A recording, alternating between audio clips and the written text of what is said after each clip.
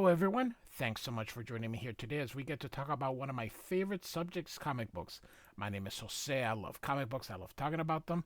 I love sharing them with you. Feel free to follow me on social media if you would like. Links are in the description below.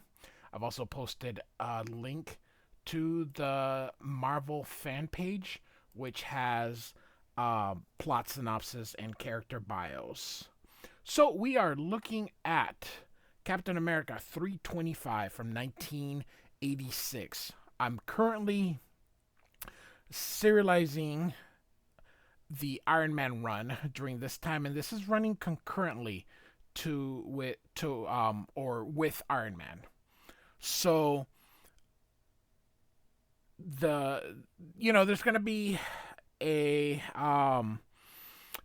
in this run at Captain America, which in the 80s I thought was a pretty good one. We're going to end up replacing Steve Rogers as Captain America, and he's going to be replaced by a more edgier guy named John Walker, so the same John Walker from the series. He will end up being Captain America, and then Steve Rogers ends up becoming the Captain. Great cover here by Mike Zeck. I'm also serializing Thor and the Avengers from this time period. So feel free to check those out if you'd like. Great cover again by Mike Zeck. Too bad he does not do the inside. Although Paul Neri is serviceable. So, here we go. So this story is written in first person. Steve Rogers is narrating the story. So we get a lot of introspective on here. So here he's rushing toward these drug dealers. I like this. Plug the mother. And so we get to talk a little bit about, his feelings and all that kind of stuff. We know he's a Boy Scout. We got our title and we got our credits. Mark Grenwald, rest in peace, is the writer. He has the record for most issues of Captain America. I think Ed Brubaker's number 2. Paul Neri, who is Alan Davis's inker, is the penciler, and then John Beatty is his inker. So this is toward the end of Jim Shooter's run as editor-in-chief of Marvel. So this guy here is running away. Again, we get a lot of introspective and a lot of his thoughts. So he disables the drug dealers here. I'm not really going to kind of read all his thoughts because we all know how Captain America thinks. We understand his morality. Now keep in mind, he ended up having to kill someone, which is what's leading us down this road, which is why I thought it was such a neat story to do it. So again, he doesn't use gun, and of course, when this guy says "not what I heard," again, he ended up killing a terrorist in an act of self-defense, self-preservation, whatever, what have you. So, you're making one big mistake, Captain. And he says, heard that before. Love the thick borders here. Very staple of the 80s. So, the police get there. So the police arrive, and he's made a citizen's arrest because he can't arrest people. But here's the thing: he has the evidence. It's tainted. This only works in comic books. This is why vigilantes are not allowed, and why you can't make a bust based on a vigilante. I understand what they do in comic books. It just is, that's unfortunately not the way that it works. So he tells them, I happened upon this drug deal in the making. In this briefcase are several stacks of $100 bills, and the other is a quantity of cocaine. A judge would say, well, Captain America put it there. So the cop says, yeah, way to go. And so he says the law officer seems particularly disinterested. Either he's the most laid-back cop I've ever seen, or there's something more to all of this. So let me tell you something, hero, man. two of those guys you just did a citizen's bust are undercover vice officers. They've been trying to get the line on these punks connection for months now, and you just spoiled all their work. And Captain America is, I'm sorry, but when I see a crime in progress, any kind of crime, I'm not going to stand idly by. And again, this is vigilantism. It only works, like I said, in comic books. But even in the 80s, Mark Grenwald, I think, makes a great point here. The cop here says, why don't you do us all a favor and stick to mixing up with the other long underwear types like yourself? Say police work to the professionals. So he says here, I think of hundreds of different retorts, but none of them would have helped. So Captain America just kind of walks by. We get more introspective about his feelings for all this. But he also, he admits he made a mistake. So Captain America arrives and he tells them that they work with him. He's like, this guy here says, how'd it go? He says, not well. Turns out that deal that he told them was an undercover police. And so he says he's sorry. He didn't mean to steer him wrong. He says he knows and he appreciates the tip, and there's no way he would have known. And so he asks about his bike. They've been kind of fixing it. So they fix the bike. He is going to pay them for it, and they're like, no, that's all right. But he gives them, they end up taking the money, and he's off his way. So again, I think this is just an excuse to write something. And I think we have in some of the modern day story, as much as I sometimes complain that modern day stories don't have enough words, I think you have to draw a line. I think by doing half of this is good enough. I do think you are, I don't know, doing a ton, but it does give you some reading stuff where otherwise you would just look at this panel and just go straight there. So I mean, I do think that there are a lot of freaking words here. So again, we get some more introspective, and now we're gonna go to Nomad. So again, I've started. If you go, I have a Captain America playlist. Feel free to check that out. I have John Byrne's entire run serialized as well in one nice, easy video. It's a very long one, but all 9 issues are in one video. So now it goes from Captain America narrating to Jack Monroe, who happens to be Nomad. So now we're going to get some of his introspective, and he's out looking, and this lady's like, hey, hunk. So, but you can see that he's not interested. So he, again, is brushing her, says it's not his type. And so you get a little bit of his, his story, his background. Feel free to check out the link below. So we get how he is ended up there and meeting the Slug in his private yacht. So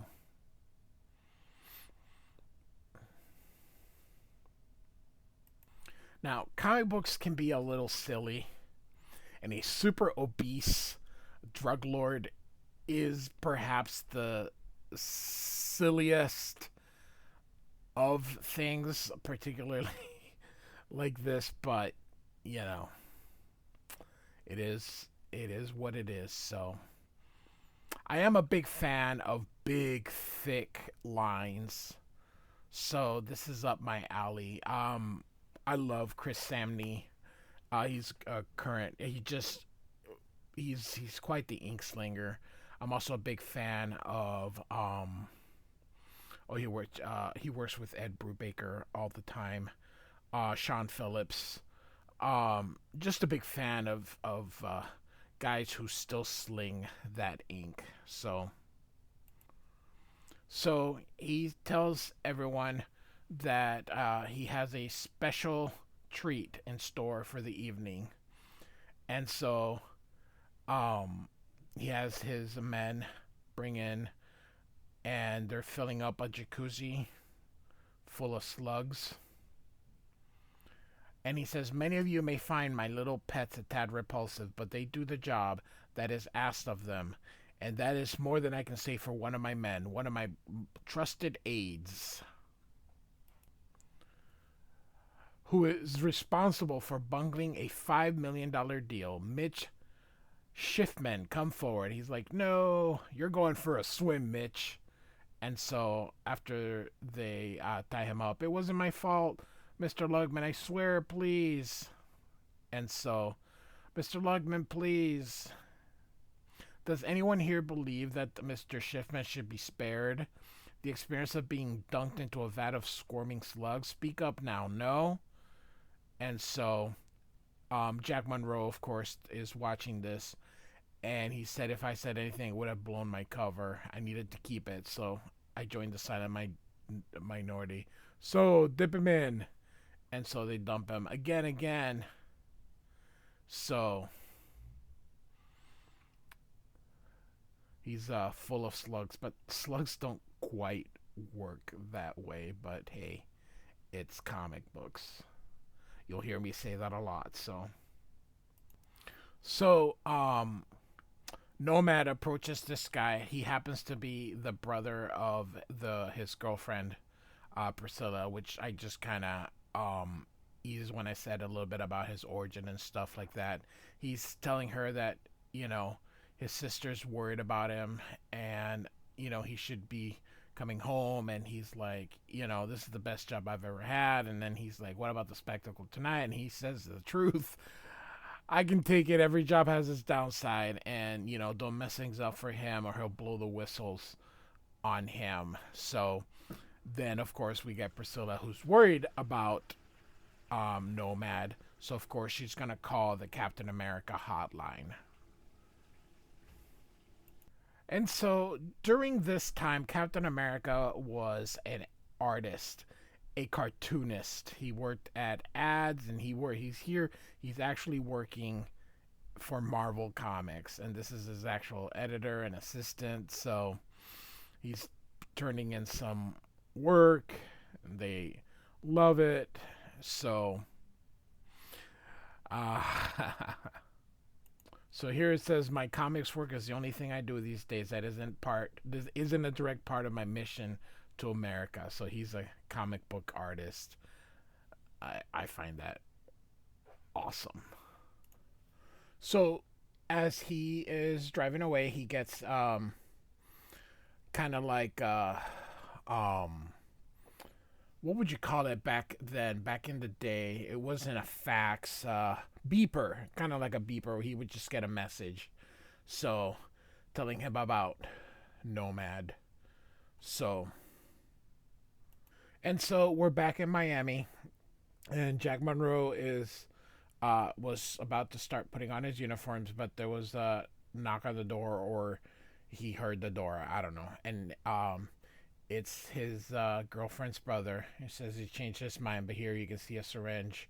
He's like, oh, we can leave tonight. And he says, sure. And then he stings him with it and drugs him. And so they're going to toss him overboard. And he says, he feels like spit because, they wouldn't curse. So, but he had to rat on him to stay in good with the boss. He had to. So this guy's like, I love the sunglasses at night. Come on, kid. Let's go tell Mr. Lugman how you handled that sneak. So we now we got Steve Rogers. So Nomad, I think, is like orange, or Nomad is yellow, and Captain America is orange, as far as the to tell who's who. So, all right. So Steve rents a little boat. He's gonna go out to search for the slug because, yup, just like that. And so off he goes. And in the distance, he spots something. So he goes to look for it. Of course, it's Nomad. So Steve pulls him up. Very convenient, but you only have 22 pages in comic books, so you do have to hurry things along. It's kind of like in a 1 hour TV show. It things don't happen that fast, but you gotta make it because you've only got 40 minutes with commercials. So, um, otherwise, things would take a while. So he's drugged. They give him some heroin. So, um, he asks, what happened, and he kind of tells him, and he giving him something to eat, and so um, she tells him about Priscilla's brother, and Steve says, "Oh, Priscilla's the one who contacted me." Um, so the rest of the story is gonna go pretty fast here because we're not gonna read everything again. It's just introspective. We don't need it. So they're paddling now to get to the yacht and sneak in. So they go on board. Nomad is still. I love it. So Nomad's gonna go get his clothes, and Captain America is sneaking. This is actually a cool. That was a cool panel with him. So he gets on his uniform. Um, he arrests everybody, which doesn't work that way, but that's all right. And so he's gonna make a grease fire, so to get everybody to go out and cause a ruckus. And so he goes and knocks out with using uh, uh his little discs that he wears in his uniform to knock out his bodyguards. And so um his men end up abandoning him, and um Priscilla's brother, is gonna help him, but Nomad needs him, and he gets in this little tank, but it's pretty slow. So Nomad jumps on top of him and starts punching him. Captain America starts helping people out of the crew, but then are the bad guy, so he tosses them overboard. So, meanwhile, Nomad continues to punch the Slug Man. And so Captain America says the fire's about to go. We gotta get him out of here. And of course, Nomad's like, we gotta let him die. And I like this. We're not the law, Nomad. Then why the hell are you always arresting people, Captain America? So anyway, they don't get to judge who gets to live or die. And of course, Nomad throws that terrorist. That's kind of been the whole focus. That's why I started when Captain America ended up killing that guy, because that's what sets this whole thing off. So and so um Nomad says, "No, I'm not gonna help you do that because he deserves to die." So Nomad leaves him, and so Captain America is gonna help him then. And so, and then he finds a couple of people. He goes, maybe I should throw them overboard so they don't die. But then he decides, let them die. But then the ship explodes, or there's an explosion, and Nomad falls. And then he looks in there and thinks about Captain America, and he swims toward there, seeing if he can find him. And of course, Captain America's fine. And so Captain America tells them the slug had his own escape hatch and lifeboat. Just as we got to the ship, went up, taking the lifeboat with him. So it looks like it's just the two of them right now. So they start to swim, and he asks Nomad if he knows how the fire started. He says nope, which of course he's the one that set it up. and then the slugs ends up coming up, and we got the end of our story. So, Captain America 325 by Mark Greenwald, Paul Neary, and oh my goodness, Scott Beatty as the inker. Hope you enjoyed it. Again, these stories can be a little hit and miss in the 80s. Well, in any time they can be hit and miss. Sometimes they're good, sometimes they're not. But I think the overall story is really good, and that's what we're gonna go for. So, hope you enjoyed this. Like and subscribe, and I do thank you for listening. Goodbye.